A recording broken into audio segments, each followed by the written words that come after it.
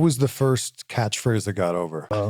Well, Austin 316 says, I just whipped your ass, and that's the bottom line because Stone Cold said so, I guess. Where'd you come up with that's the bottom line? I didn't know what that meant till I heard you say it. If you watch some of the old promos I did in WCW, I said bottom line every now and then, but just as a thing that I would say every now and then.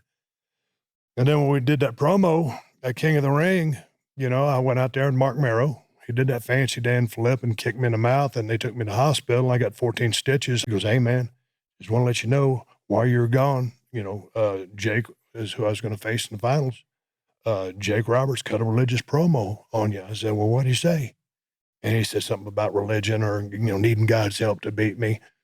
And out of that, you know, I just meant Austin 316 because back in the day, they would hold up the John 316 signs in the end zone. Yeah. And it just immediately, you know, sprung into my mind to say that. And I went out there, and that was an ad-lib promo. Man, I didn't make all that stuff. I didn't have time to. I was in a hospital. I didn't know what was going to happen. I get out, and I'm walking to the ring with stitches in my mouth, and I shit out that promo.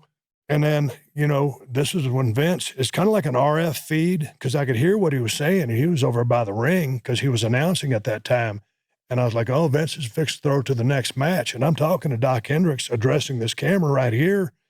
And I said, man, I need a button on this promo. And I'd already said, Austin 316 says, I just whipped your ass. And the button needed to be something.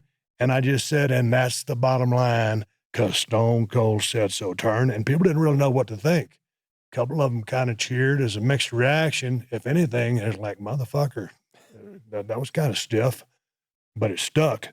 But the reason for that second, you know, thing was I needed a button to wrap up a promo, and that's all it was.